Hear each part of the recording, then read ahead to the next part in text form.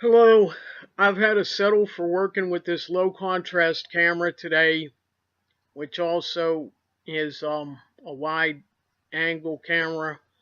I don't like anything about the video it presents without going off on more of a tangent about it, but I've had to settle for utilizing just this one because every take that I've tried to make with my normal camera today has been wildly out of sync.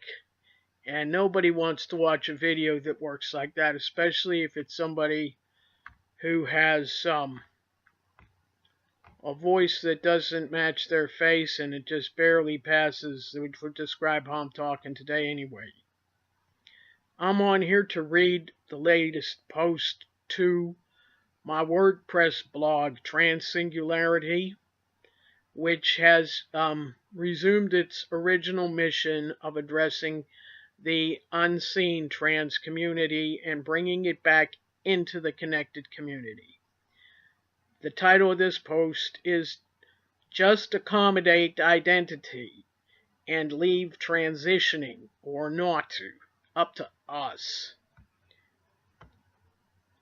Post starts, forgotten trans people, a term I sometimes use, are blind to each other's presence because there's no sight line for us to see each other.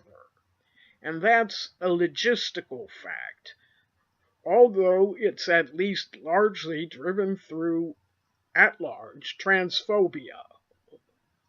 Conversely, connected trans people are blinded by the runners of their collective movement, by all of them actively insisting that everyone wanting to stay in a particular chat room has to prioritize, first and foremost, and above any and all else, their respective commitment to having transitioned, generally in what the community labels a so-called timely manner, or that nothing else mattered.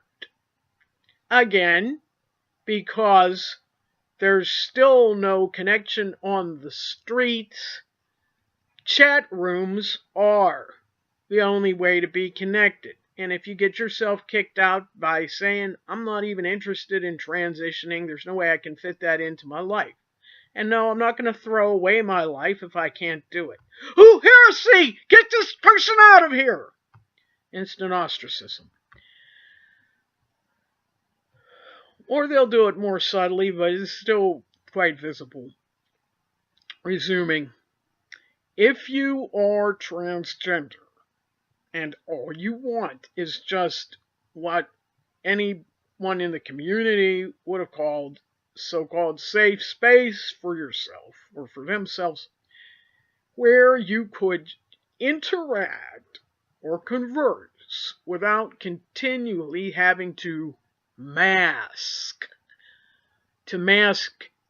either the fact that you didn't yet look or sound the way your screen name would have suggested that you would have, or in media where people can already see or hear you, which would be Skype-chat, telephone, video, podcast, or face-to-face, if it rarely would have happened.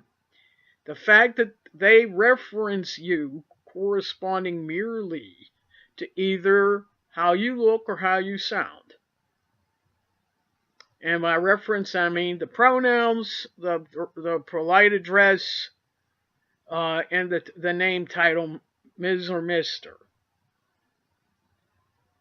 The way that they would use any of those terms would simply be based only upon how your face or your voice. Not how you were dressed, not how you were acting, not how you were what's the word? Conducting yourself, comporting yourself. Another thing that they would do would be, however they gender read you, that would be how they would culturally cast you. if you were read female, you'd start getting inundated with unhesitant references to menstruation, birth control, or a presumption that you would have expected company of other girls or women. They wouldn't use the word women. You're always a girl till the day you die. Women, that's not ladylike. And if you were read male, you'd be inundated with sports talk, performance car talk, military talk, gratuitous profanity, and just glancing or dancing around any reference to just things that didn't have a gender but somehow culturally were painted as quote-unquote unmanly. If you had to thread a needle for some reason, they would carefully avoid that reference. Just very artificial. And they'd stick you in this pigeonhole just because they saw your face or they heard your voice, and nothing else you were doing at that point would have had any influence on this. So even just this level of safe space where they're not either slamming you into the mold based on how they read your face or your voice, or the one where you have to continually avoid showing your face or your voice in order for people to continue to refer to you in ways that are shown by just your very tenuous screen name. Just to get out of that zone with such tenuous avoidance of continual knowing misgendering means that it just doesn't exist. That's what I'm saying. I want to have a safe space where the point where I'm continuing to be correctly gendered does not mysteriously somehow abruptly stop at the moment the other person just first hears my what I've been told is my always clocky voice, or suddenly decide, or they suddenly decide that I couldn't hope, quote unquote, to pass supposedly for even a transitioning male when they hear my voice. A place where simply how our gender is read isn't otherwise completely inappropriately simply in the then hands of merely each successive next person we then happen to have met. This is just walking on eggshells, a continual dice roll, walking on a tightrope over quicksand, where you're totally external locus of identity, external locus of what's the word?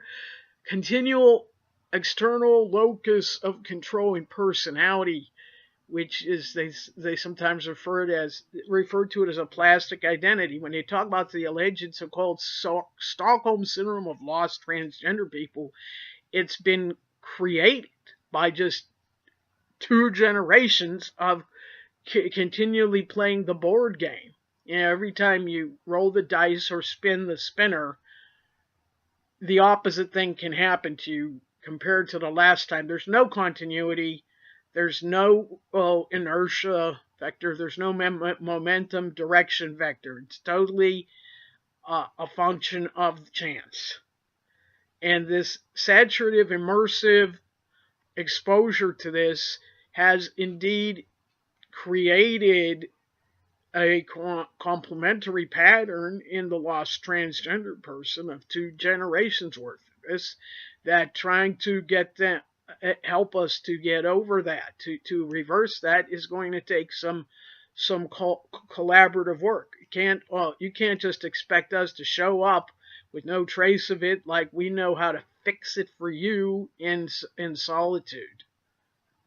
So I've added more to this script than was here, and I'm going to try to see if that worked, to see if this take worked. Sorry for having to talk about my stupid technical banalities.